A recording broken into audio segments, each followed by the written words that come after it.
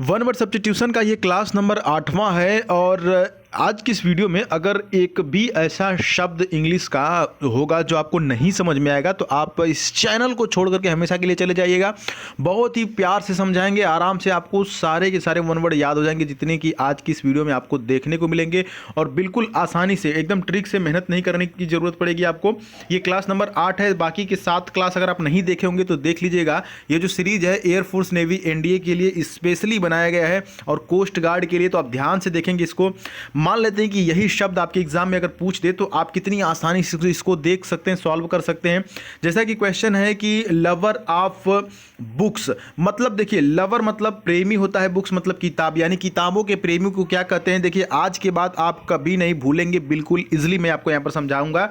यहां पर पहले तो ये समझिए कि ऑप्शन नंबर ए सही है। सर ऑप्शन ए सही है, जिसको बोलते हैं बिब्लियोफाइल। अब बिब्लियोफाइल मतलब सर कैसे याद करेंगे, देखिएगा होता यह है कि फाइल शब्द कहीं पे भी आपको दिख जाए, PHILE, तो फाइल का मतलब डियर स्टूडेंट होता है लव। फाइल का मतलब क्या होता है, लव यानी प्यार। और बिब्लियो शब्द कहीं पे दिखे तो इसका मतलब क्या होता है, बुक, यानी कि जो बुक से प्यार करे that is biblio plus file बराबर बिब्लियोफाइल। याद रहेगा, भूलेंगे नहीं, याद रहेगा पक्का।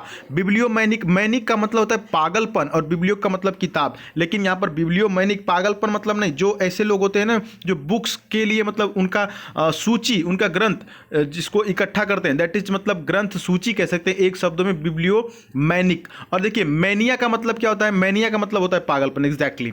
और फोबिक का मतलब यहाँ पर बहुत ही गोजागाजी हो गया। आप देखिए साफ से फिर से, फोबिक, फोबिक का मतलब होता है भयग्रस्त। भयग्रस्त मतलब किसी, कोई भी ऐसा व्यक्ति है जो बिना किसी तर्क के किसी चीज से डर रहा है, मतलब कि कह सकते हैं एक शब्दों में कि किसी चीज से अत्यधिक भय, यानी दैट इज भयग्रस्त, मतलब फोबिक। ठीक है, बहुत तेज नहीं ना बता रहे हैं, आराम से तो पढ़ा रहे हैं, समझिएगा, आसान है, आसान है, बिल्कुल आसान है।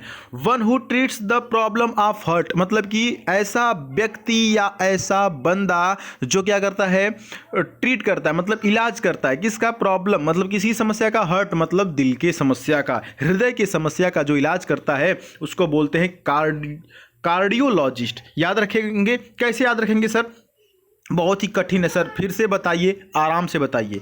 देखिएगा, कार्डियो का मतलब होता है हृदय, कार्डियो का मतलब क्या होता है, हृदय। अब देखिए याद रखेंगे, कार्डियो मतलब हृदय। लॉजी, लॉजी शब्द कहीं पे भी आ जाए, LOGY, तो लॉजी शब्द जब कहीं पे आता है तो उसका मतलब क्या होता है, स्टडी, STUDY। लॉजी शब्द कहीं पे भी आता है तो उसका मतलब क्या होता है, स्टडी। कार्डियो मतलब हृदय। और देखिए IST, किसी भी शब्द के लास्ट में IST जुड़ जाता है तो वो उसके प्रोफेशन को बताता है। जैसे एग्रीकल्चर मतलब कृषि और एग्रीकल्चरिस्ट मतलब किसान, क्योंकि IST जुड़ गया ना, तो जब भी IST जुड़ता है तो वो किसी चीज़ के प्रोफेशन के बारे में बात करता है। तो कार्डियोलॉजिस्ट का मतलब क्या हो गया, कार्डियोलॉजिस्ट का मतलब क्या हो गया, हृदय रोग विशेषज्ञ। याद रखेंगे, ठीक है, तो यहाँ पर ऑप्शन सी सही है। अब उसी तरह से गायनोकोलॉजिस्ट, ठीक है, गायनकोलॉजिस्ट, गायन अलग, गायन शब्द कहीं पे भी आया तो मैंने क्या बताया था, फीमेल। और लॉजिस्ट का मतलब, लॉजी मतलब अध्ययन, मतलब महिलाओं के रोग के बारे में जो अध्ययन करते हैं दैट इज गायनकोलॉजिस्ट। प्रसूति रोग या कहते हैं ना स्त्री रोग विशेषज्ञ, याद रहेगा। अब देखिए ये जो शब्द है ना, अगर आपको नहीं आएगा और आप विद्यार्थी हैं, तैयारी करते हैं कंपटीशन की, पता चला कि किसी आप हॉस्पिटल में गए, किसी को देखने गए, कहीं पे लिखा हुआ है कार्डियोलॉजिस्ट या गायनकोलॉजिस्ट, कोई आपके चचा या कोई बाबा या कोई मामा या काका कोई पूछ दिया कि भाई साहब अच्छा बेटा ये बताओ, आप तो तैयारी करते हो, ये क्या लिखा है, कौन सा विभाग है, यहाँ पे किस प्रकार के डॉक्टर मिलेंगे, है ना। पता चला कि आप गए हैं किसी कोई डेंगू पेशेंट को देखने और घुस गए गायनकोलॉजिस्ट में, तो ये प्रॉब्लम हो जाएगी ना, पढ़ा लिखा सब वहीं के धरा का धरा रह जाएगा। तो इंग्लिश में यही चीज़ होता है। अब याद रखेंगे गायनकोलॉजिस्ट और कार्डियोलॉजिस्ट, ठीक है। हर्ट मतलब तो ये तो कोई बता देगा कि हर्ट डॉक्टर मतलब हर्ट का डॉक्टर, सिंपल सी बात है। यूरोलॉजिस्ट, अब देखिए आपको मूत्र से संबंधित प्रॉब्लम हो गई, मूत्र रोग विशेषज्ञ, यूरिन से संबंधित है, यूरिन। लॉजी मतलब अध्ययन, IST जुड़ गया तो उसके प्रोफेशन की बात करेगा, तो यूरिन के बारे में यानी मूत्र रोग विशेषज्ञ दैट इज यूरोलॉजिस्ट, ठीक है, याद रहेगा ना। चलिए, अब इतना भी मेहनत करने के बाद नहीं याद रहेगा, ऐसा हो नहीं सकता है ना, आप तो बहुत समझदार है, समझदार के लिए इशारा ही काफी है। वन हु प्लेज गिटार, अब देखिए ऐसा व्यक्ति या ऐसा बंदा या बंदी जो क्या करता है, गिटार बजाता है, दैट इज गिटारिस्ट। मैंने क्या कहा था, IST जुड़ जाता है तो उसके प्रोफेशनल की बात करता है, जो व्यक्ति उस चीज को करता है। गिटार मतलब गिटार, IST जुड़ गया, गिटारिस्ट मतलब उसको बजाने वाला, सितारिस्ट का मतलब सितार बजाने वाला। तो यहाँ पर ऑप्शन ए सही है। प्लेयर का मतलब पता है आपको, म्यूजिक का मतलब भी आपको पता है, इतना बताने की जरूरत नहीं है। नेक्स्ट है प्लांट्स ग्रोइंग इन वाटर। अब देखिए प्लांट्स मतलब पौधा होता है, ग्रोइंग का मतलब उगना, इन माने में, वाटर माने पानी, यानी पानी के अंदर उगने वाला प्लांट्स। मजा आ जाएगा, याद हो जाएगा। क्या बोलते हैं सर उसको, बताइएगा।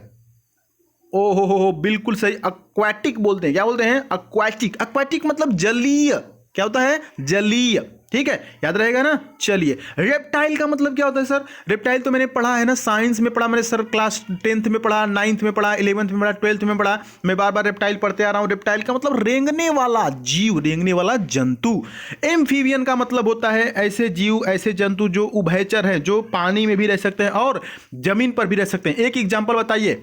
जी हाँ, मेढक, मेढक पानी में भी रहता है और जमीन पर भी रहता है। जम्स का मतलब होता है कीटाणु, जम्स का मतलब कीटाणु, ठीक है। चलिए लास्ट वाला देख लेते हैं, बहुत ही इंपॉर्टेंट है ये, कई बार एयरफोर्स नेवी में देखने को मिला है कि animal which can live both in water and land. मतलब इस प्रकार के जानवर जो कहाँ पर रह सकते हैं, बोथ वाटर, पानी में भी रह सकते हैं और लैंड पर भी रह सकते हैं। देखिए ऊपर ही मैंने बताया है और वही नीचे ऑप्शन सही है। एम्फीबियन, एम्फीबियन का मतलब उभयचर, जो पानी और कहाँ पर रह सकते हैं, जमीन पर रह सकते हैं, ठीक है। एक्वाटिक का मतलब मैंने अभी बताया, यहाँ पर देखिए एक्वाटिक का मतलब होता है जलीय।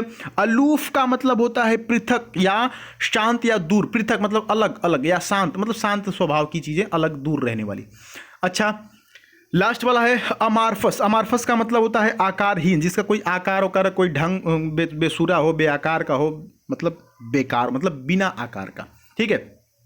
हमने आपको पांचों के पांचों बता दिया और उम्मीद है कि पांचों के पांचों आपको समझ में आ गए होंगे। देखिएगा, अब इंग्लिश को ज़्यादा सीरियसली नहीं लेने की ज़रूरत है, ठीक है। हम आपके पास है ना, देखिए मैंने यहाँ पर आपको 5 बताए, लेकिन पांचों के जो ये ऑप्शन होते हैं ना, ये भी वन वर्ड से संबंधित होते हैं। जैसे देखिए यहाँ पर ये ऑप्शन था, तो ये ऑप्शन इस प्रकार के वन वर्ड सब्स्टिट्यूशन में पूछा जाता है।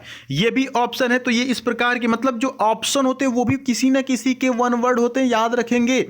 तो ये 8वां है ना, तो 8वां है, तो समझ लीजिए कि आपके पास धीरे धीरे 200 वन वर्ड होने वाले हैं। जैसे ही 2 वीडियो और आ जाएगी, तो जो स्टूडेंट इसको शुरू में इग्नोर किया होगा और अभी भी इग्नोर कर रहा होगा ना, वो ऐसे ही पछताता रहेगा और आने वाले समय में एग्जाम्स होंगे। और वो जो व्यक्ति, जो शुरू से जो बंदा लगा हुआ, जो मेहनत कर रहा है, वो डेफिनेटली सक्सेस होगा डियर स्टूडेंट। और मैं बताता हूं कि आपको कॉन्फिडेंस बढ़ेगा ही बढ़ेगा जब आपके पास वन वर्ड सब्स्टिट्यूशन के कलेक्शन हो जाएंगे, आपको याद हो जाएगा, तो आप कहीं पे भी खड़ा होकर गर्व से कह सकते हैं कि सर मुझे 200 वन वर्ड याद हैं, पूछ लीजिए कहीं से। और उन 200 में से एक भी आपके एग्जाम में नजर आ गया तो आप उसको सही कर देंगे, वो नंबर आपका हो जाएगा। अरे इतना सिंपल तरीके से बताते हैं ना कि आपको ऑप्शन देखने की जरूरत ही नहीं पड़ेगी। बुक यानी पुस्तक का प्रेमी क्या बोलेंगे, बिब्लियोफाइल, है ना। तो चलिए फिर से दोहराएंगे तो ज़्यादा वक्त लगेगा। उम्मीद है कि आपको समझ में आ गया होगा। और एक बात और, जो कोस्ट गार्ड का फॉर्म आया हुआ है ना, उसके लिए मैंने कल कंप्लीट एक डिटेल वीडियो बनाई थी, आप उसको देख लीजिए जा करके। और उसके बाद ये भी कर लीजिए कि आप इस फॉर्म को ज़रूर भरिएगा, है ना। ये नहीं सोचना है कि वैकेंसी कम है, वैकेंसी कम है तो उसके लिए भी मैंने उस वीडियो में जवाब दिया है। चलिए फिर मिलते हैं अगली वीडियो में, तब तक के लिए चैनल बनाए तो सब्सक्राइब कर लीजिएगा। पूरे जोश और जुनून के साथ इस बार तैयारी करेंगे, 2022 में सिलेक्शन पक्का लेना है। एक बार जोश के साथ कमेंट बॉक्स में कमेंट कर दीजिएगा। जय हिंद, वंदे मातरम।